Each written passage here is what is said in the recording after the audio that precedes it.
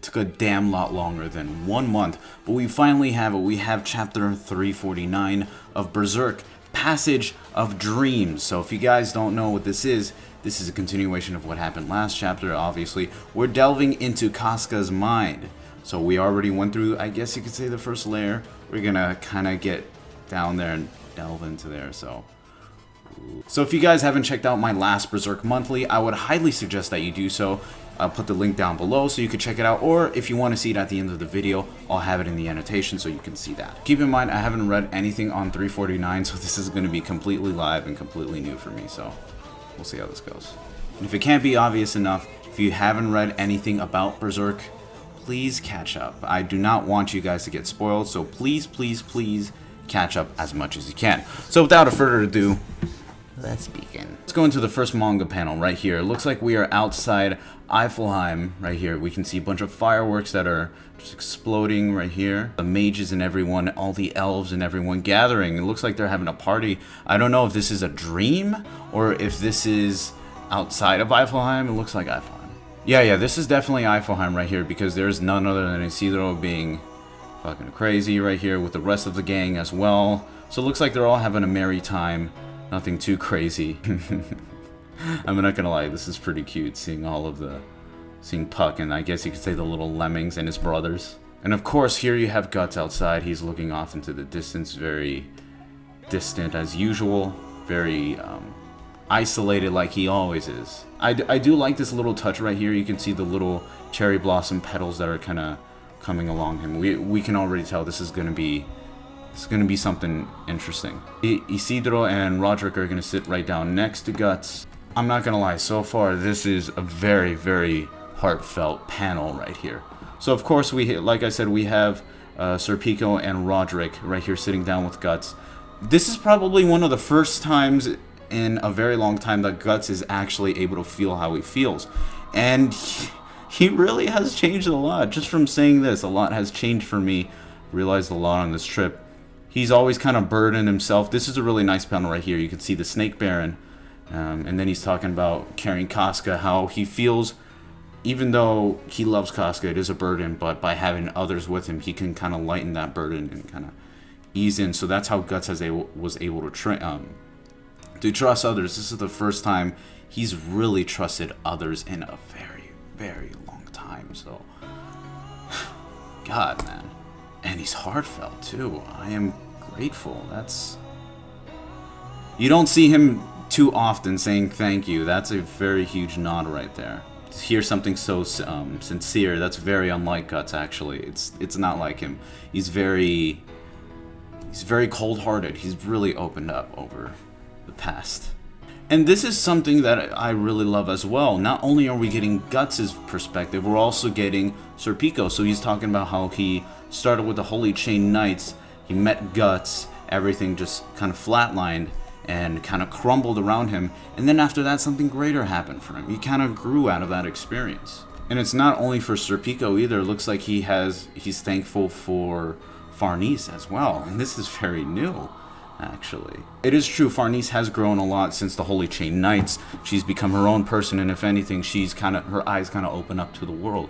She's starting to realize that there's more out there than just being a prissy little bitch. And even there, just because through Casca too, she's learning how to be herself as well. So this panel doesn't have really too much that's going on. They're just kind of babbling on against each other, just trading stories. It's just a little bit of miscellaneous. Roderick is starting to go with him. And this is a very huge surprise. It automatically cuts from Eiffelheim into the memory of Casca. So already we have the coffin that's being pulled by Hound Guts as well as Shirake and Farnese. They're actually delving more into the mind of Casca. Oh no, this is going to be a hard panel to reach. Basically the whole party is walking through and we're slowly starting to see flower petals. Automatically we see a fireplace. We know exactly what's going to happen, and we know the scene that's going to be coming up too. We actually see a bandaged Guts right here.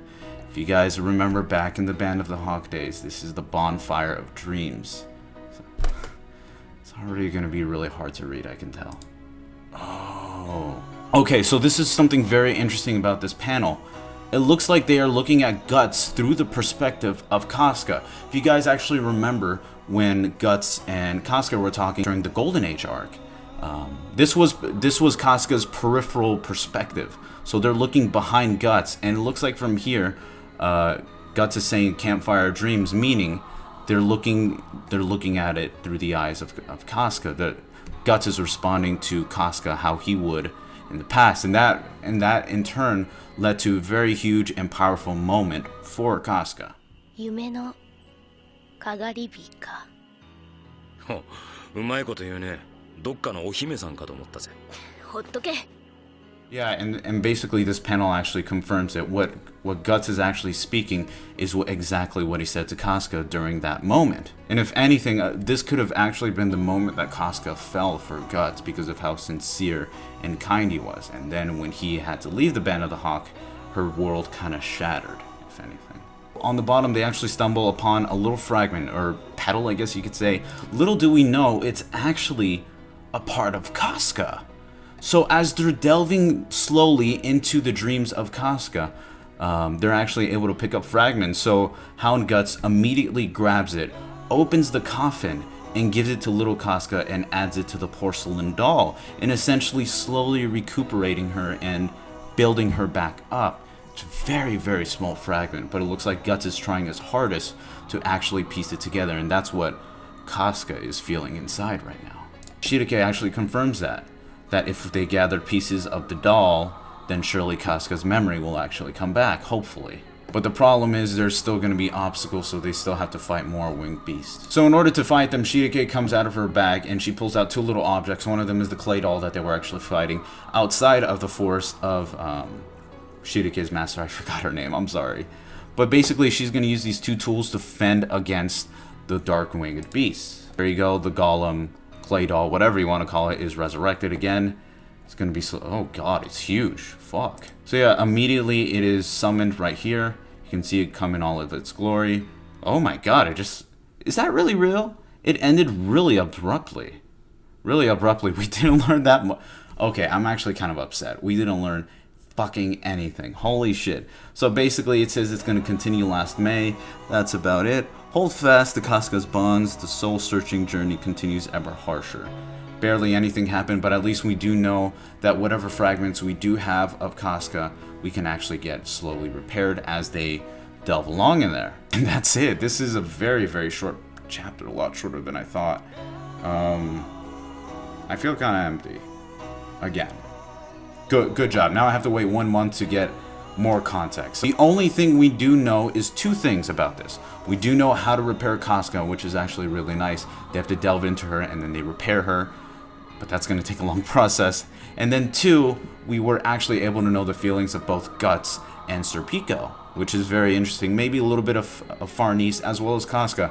This is looking like the time in the arc where we're starting to know everyone's innermost feelings. We don't really get this too often. So when we do, it is a treat in a sense, but it is a little short of a chapter than we usually get. So thank you guys so much. I really, really do appreciate it. And if you haven't checked out my other videos, I also do as well some Berserk content as well. I did an unboxing for both the Figma as well as an Art of War figure that I do have. And also I do other videos as well. I do comparisons for different videos such as for Banjo-Kazooie and Ukulele. You can check that out. I did one for F-Zero.